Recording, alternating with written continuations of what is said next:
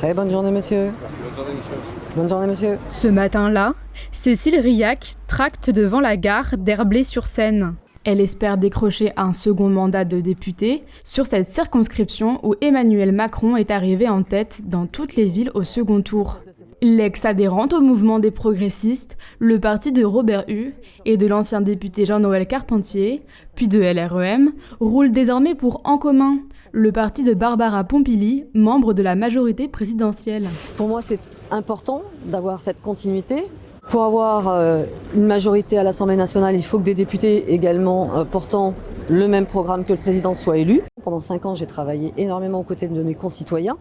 On a énormément de sujets, entre les déserts médicaux, les transports, le cadre de vie, on a des nuisances quotidiennes, plus la condition animale, plus moi, 2 sujets qui me tiennent à cœur, l'école et le handicap. Bonjour, Sarah Nerozzi du coup, candidate aux législatives. Ce jour-là, Sarah Nerozzi-Banfi, candidate investie par les Républicains, va à la rencontre des chefs d'entreprise du territoire pour se faire connaître sur cette circonscription à droite de 1993 à 2012. Candidate pour la première fois aux législatives, elle compte tout de même sur plusieurs expériences en politique. Une place dans la majorité municipale d'Herblay-sur-Seine depuis 2014, un passage au sein du cabinet de Valérie Pécresse en 2016, mais aussi le soutien de nombreux élus locaux comme Florence Portelli, maire de Taverny. C'est un gage de crédibilité, c'est un gage aussi de confiance qui me donne une certaine légitimité et ces élus savent qu'ils peuvent compter sur moi, ils croient en moi et ils savent qu'on pourra, si je suis député demain, travailler main dans la main. Mon engagement est profond et il est resté le même, indépendamment de la conjoncture. Ma candidature est celle aussi de cette liberté de parole et cette liberté d'agir. Je ne suis pas issue d'un parti majoritaire, d'un parti de gouvernement. J'ai une capacité d'agir qui sera bien plus grande si demain je suis députée que d'autres candidates. La rénovation des logements, ça permet de moins consommer et c'est aussi utile pour la population puisque ça fait baisser votre facture d'électricité, d'énergie. Faire avancer ses idées en faveur de l'écologie à l'Assemblée nationale, c'est le souhait de Karine Pellegrin, numéro 1 de Génération Écologie dans le Val d'Oise.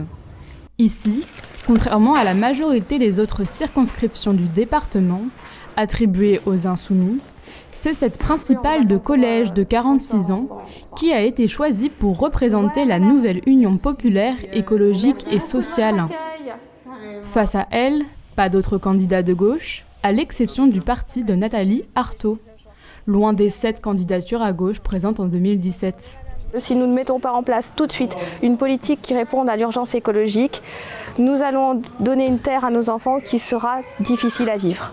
Et donc effectivement, on se rend bien compte que la gauche et les écologistes sont les seuls à porter une politique qui soit prête à répondre à l'urgence écologique. Je suis moi-même de Génération Écologie, donc effectivement c'est vrai que l'urgence écologique est quelque chose d'extrêmement important pour moi, mais il y a aussi l'urgence sociale. Il faut que la population, notamment les plus fragiles, et c'est pour ça que j'ai choisi de venir en enquête aujourd'hui, puissent vivre correctement. Contacté, Pascal Gérard, candidat du parti Reconquête, et Romana Lorini, candidate du Rassemblement national, n'ont pas pu se rendre disponibles pour le reportage. 4 autres candidats se présentent dans la circonscription. Véronique Roda-Pauloff pour le parti animaliste, Juan Munoz pour Lutte ouvrière, Fabrice David pour le trèfle Les Nouveaux écologistes et Éric Péquet pour les Patriotes.